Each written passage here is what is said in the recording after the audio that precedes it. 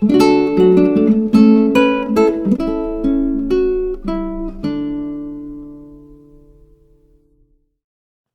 dia, meu irmão, minha irmã, bem-vindos ao nosso encontro de toda manhã da reflexão da Palavra de Deus. Hoje, quinta-feira, dia 17 de março, da segunda semana da Quaresma. A nossa Quaresma está quase na metade. Eu espero que estejamos aproveitando este tempo para nos preparar para viver plenamente a Páscoa deste ano, que será única, se de verdade a vivermos na fé, e nos prepararmos para esse grande acontecimento da Igreja. Quem não consegue, que não vive a Páscoa, o espírito da Páscoa, da morte e da ressurreição de Cristo, o resto do ano, sim, faz liturgias, mas o coração da liturgia da Igreja, esta celebração da Páscoa, o Tríduo Santo, quinta, sexta, sábado santo e, claro, depois o domingo da ressurreição. Mas eu espero que, de verdade, este tempo de Quaresma aproveitemos profundamente para viver esses acontecimentos centrais da nossa fé, que é a Páscoa de nosso Senhor Jesus Cristo deste ano.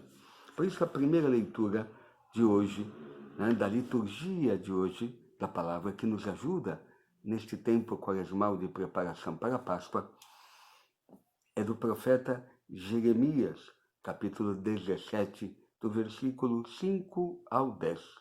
E aqui, Jeremias diz aquela frase forte que todos nós conhecemos: maldito o homem que confia no homem. Aí podemos pensar de que eu não posso confiar em ninguém, então tem que ser uma pessoa solitária, sozinha, desconfiada. Não. Aqui o profeta está dizendo outra coisa.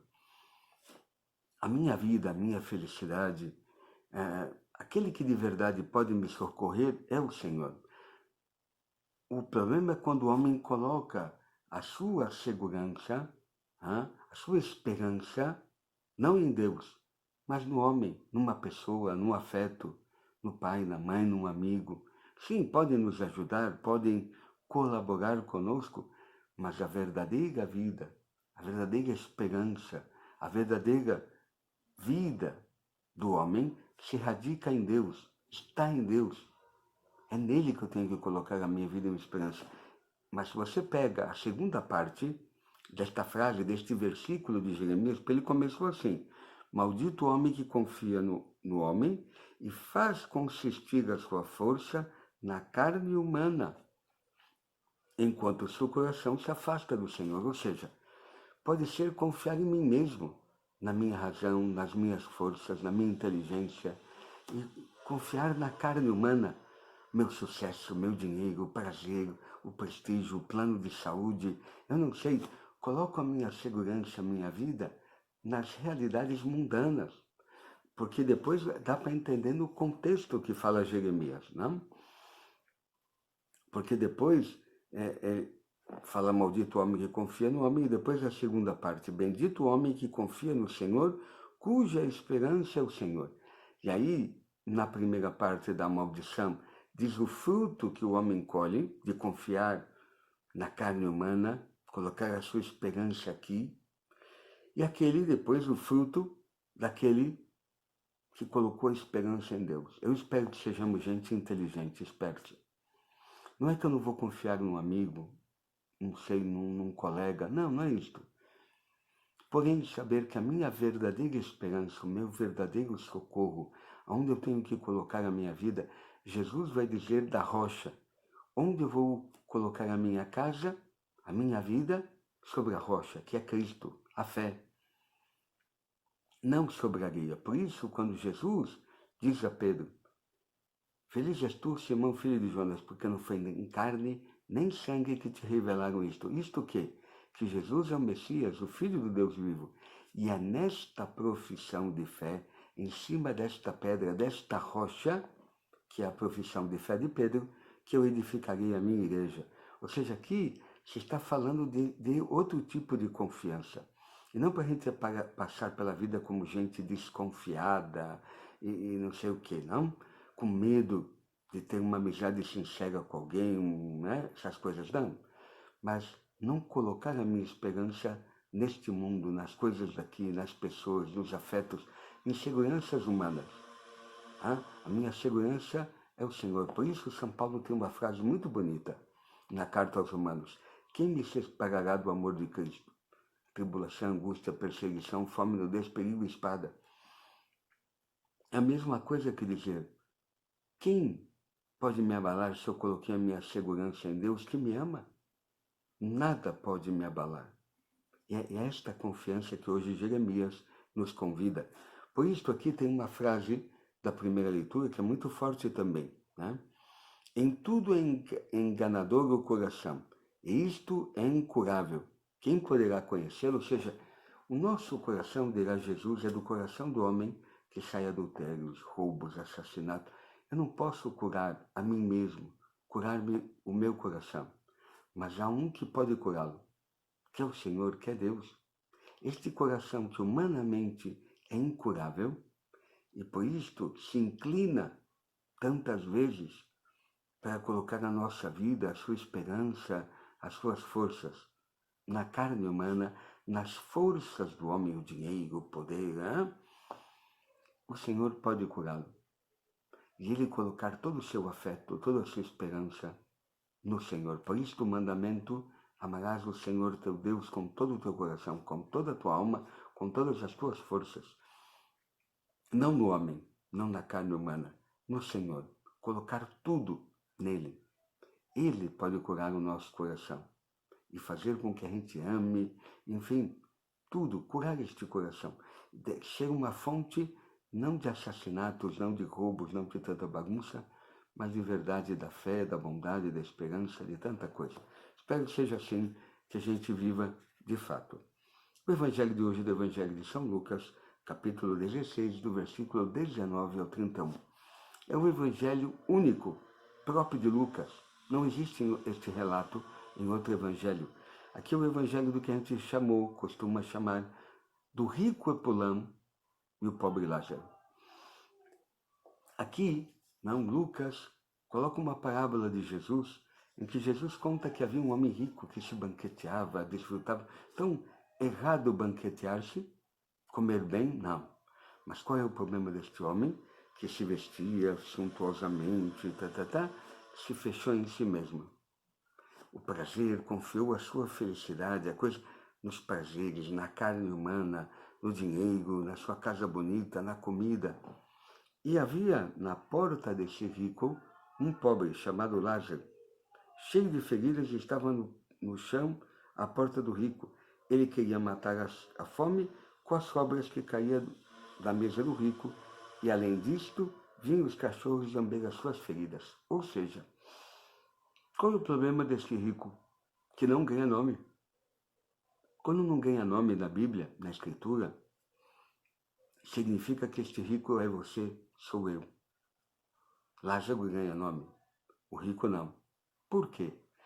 Porque é o perigo de a gente ser como este homem, fechar-se em mim mesmo, no meu dinheiro, nos meus bens, nas minhas seguranças humanas, e fechado em mim mesmo, não vejo o sofrimento do outro, não amo, não saio de mim para o outro, não tenho compaixão, não tenho misericórdia, não amo o outro, não me entrego, não dou.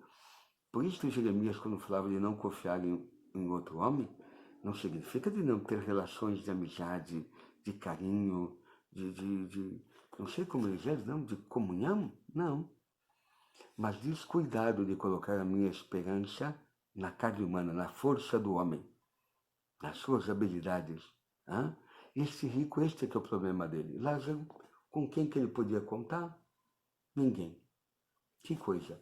Porém, aqui está uma coisa. Este homem rico, como confiava em si mesmo, não fala o evangelho que ele ia na sinagoga, ia no templo, rezava, nada. Não fala nada a nível religioso. Será que era um homem de fé? Será que é um homem que ia na igreja? Não sabemos. Talvez pudesse ser, porque Jesus vai dizer que os fariseus eram amantes do dinheiro e eram gente da igreja, da época, a sinagoga, a religião. Então, cuidado.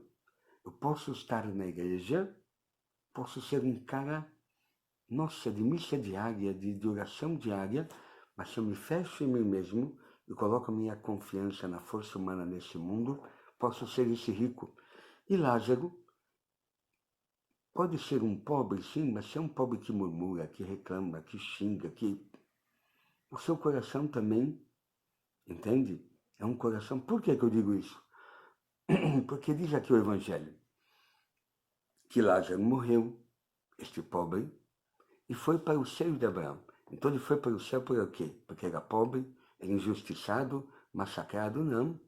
Porque no meio do seu sofrimento, talvez a sua esperança era o Senhor.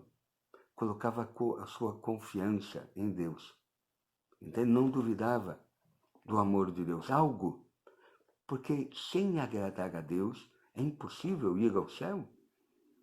Se eu não tenho um coração, que é o coração de Deus, como posso ir para o céu? Só porque sou pobre? Só porque sou injustiçado? Não, não, não, não. Este coração deste homem rico, deste homem pobre, Lázaro, ainda injustiçado, é um coração, eu diria, limpo, puro, está em Deus, não murmura, não reclama, talvez aceita a situação que ele está, como uma cruz, como algo que Deus está permitindo, algo nesta vida. Hein? Não se vê no Evangelho murmuração deste homem. E o rico vai ao inferno, um lugar de tormentos. Então, por isso que eu sei que talvez, apesar de ser um cara religioso, mas se fechou em si mesmo, foi para o inferno.